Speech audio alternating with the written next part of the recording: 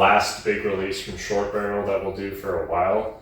It's also the one we were initially the most hesitant about, but after liking every other offering that we've had from them, and by a bit of serendipity, you coming across it at the shop that you are now employed at. Correct. I had to pick it up. This is perhaps Shortbarrel's most notorious offering, the Bee's Knees. So this is the last of the first, if that makes sense.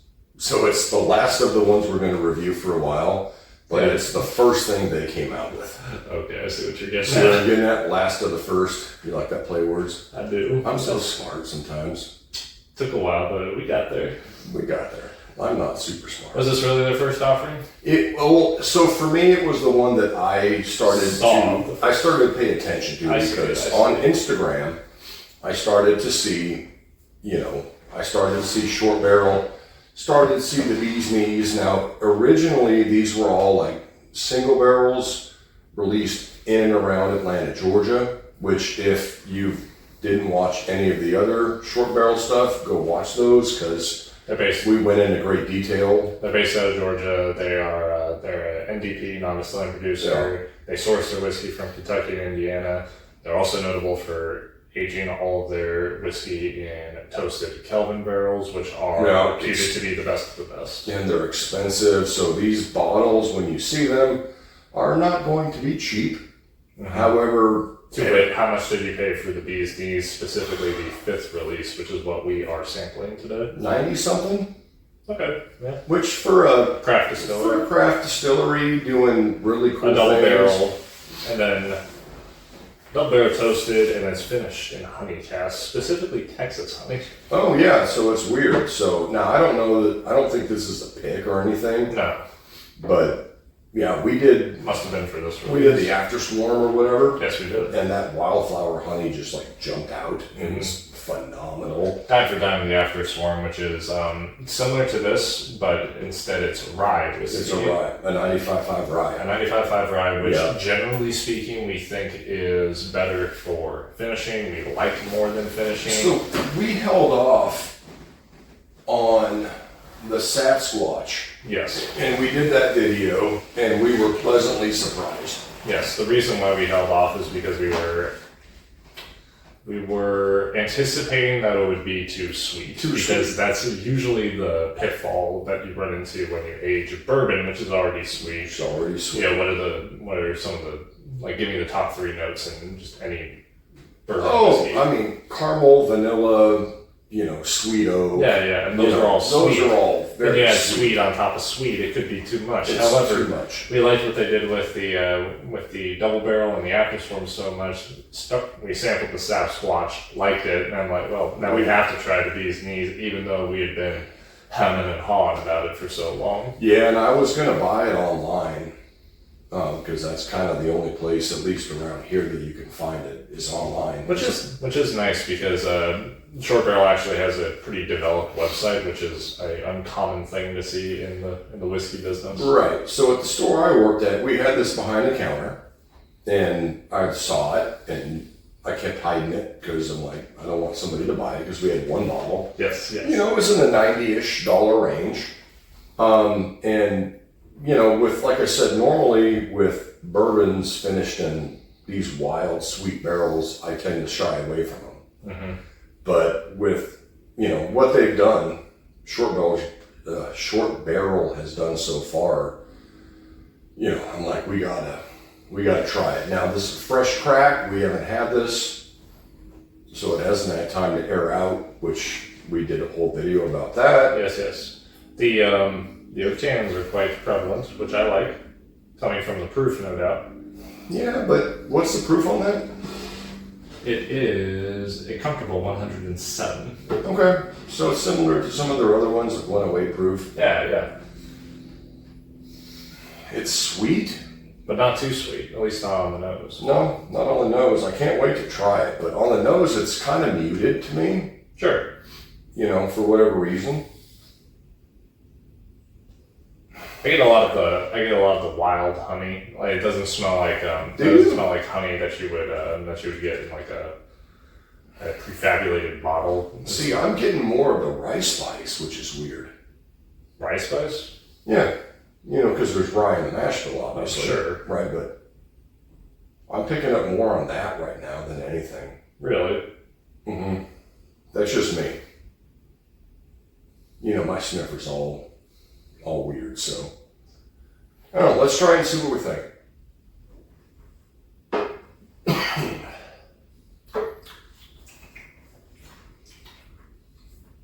Yeah, that's good. Oh, wow.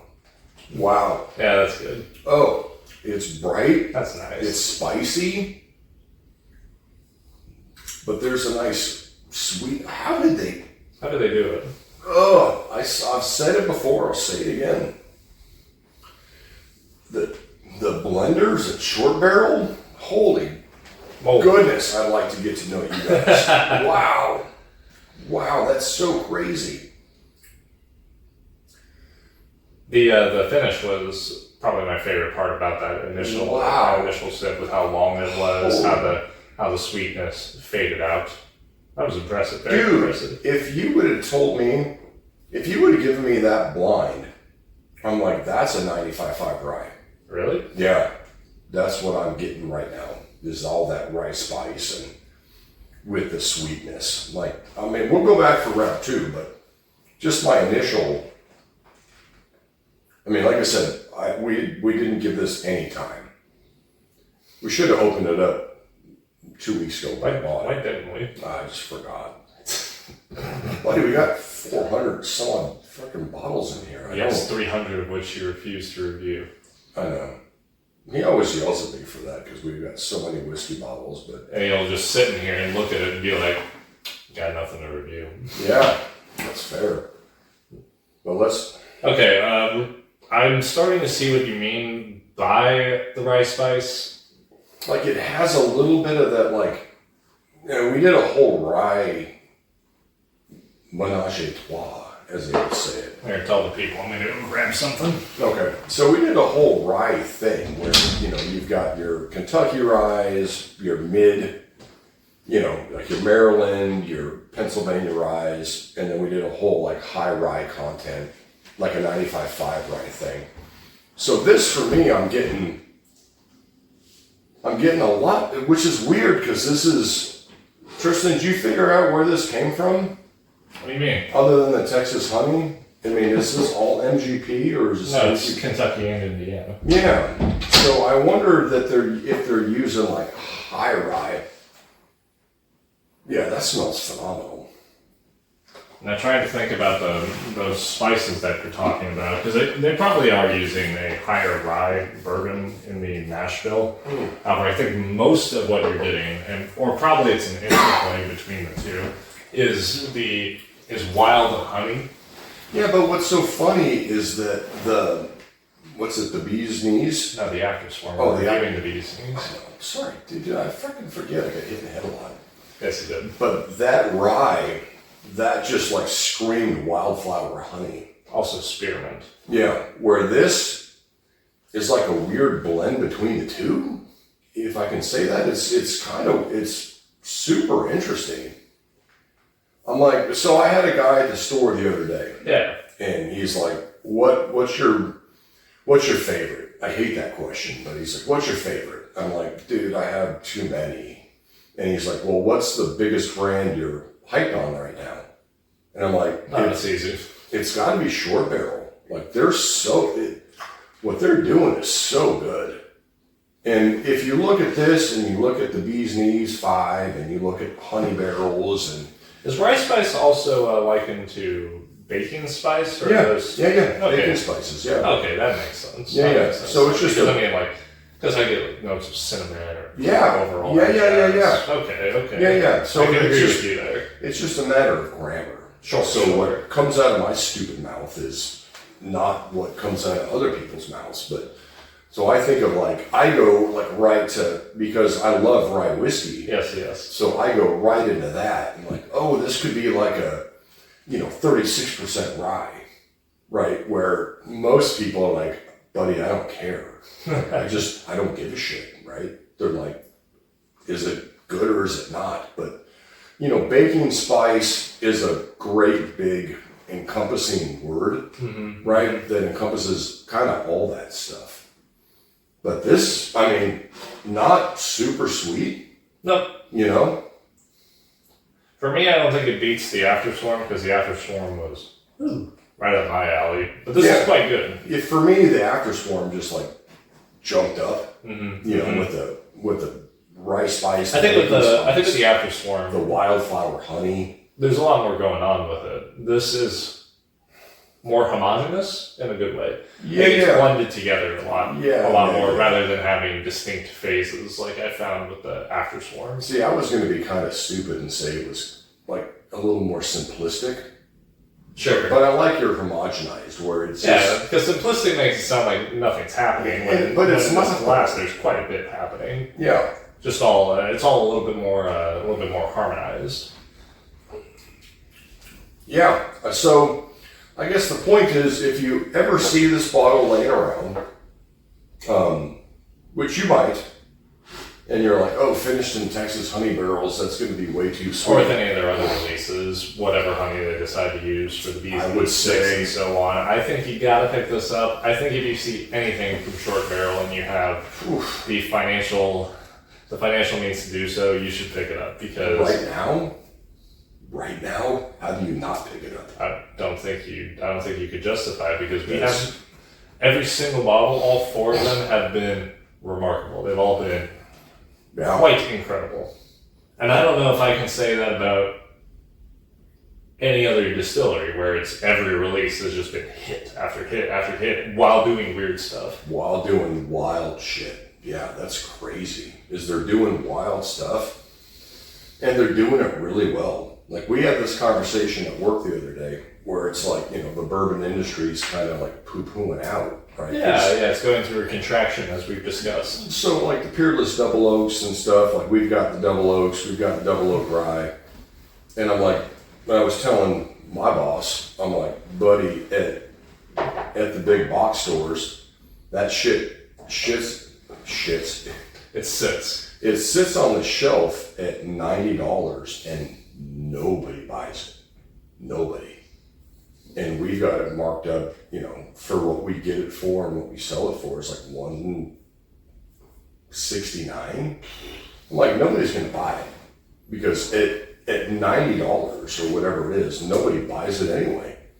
You know, they're not doing anything interesting. Yeah, they came out with a toasted and like, and it's good. Yeah, okay. We like Peerless. I love it, but it's like, But right now in the business, if you want to charge top dollar, you've got to be doing something interesting. That's either an age statement, wild finishing, or both. Yeah, I would agree with that, which is where Shortbarrel comes in. And they're like, oh, you want to do a toasted oak? Like, here, hold my beer. And they come do some wild crap like wildflower honey or Texas honey and it's done real well. And maple barrels too. Oh yeah, with the maple barrels, right? Probably the first time I've really, really liked a maple barrel finish. Yeah. No, I would agree. You know, and all the bottles in here, I'm like, there's nobody really doing. I would say maybe with the Penelope, with that Rio that we have. Yeah. Penelope's doing it. Trail's End is going a similar route with age statements and different, using different oak. Yeah, the Gariana oak. Yeah, absolutely. But like, you know, and I hate to crap on stuff because I can't do it, but yeah, you know, like the McKenna 10-year, the Russells, you know, the single barrels and stuff. It's like, yeah, you guys have been doing that for, you know, 10 years. They're asking, what is new? Yeah, and people just, they want something different. Same with the Maker's Mark stuff, right? Like we have two of the fancy releases. Yeah. You know, but the third one, I was like, how the first one wasn't. Yeah. It was too on profile. Yeah, I'm like, okay. And you want $90 for it? Why not save the money and just buy a regular old Maker's Mark at cash strength? Like the most interesting thing that Maker's Mark came out with recently followed the other thing, the age statement with 7 years, 3 months. That's good. That's actually good. And that's probably the way to do it for legacy distillers, whereas smaller distillers, they benefit from doing this wild stuff with the finishing barrels or with blending and all that jazz. You gotta draw attention to yourself, right? Exactly. And if you don't have the warehouses and you don't have the resources at your disposal to be dropping 7 to 12 year age stated bourbon, which is fair, it's quite difficult to do. hard to do, hard to buy. You gotta do something. Especially if you're sourcing. You gotta do something cool with the blend. But like what Short Barrel's doing right now, and I hate to be like a fanboy for Short Barrel. I don't. I'm a big fan.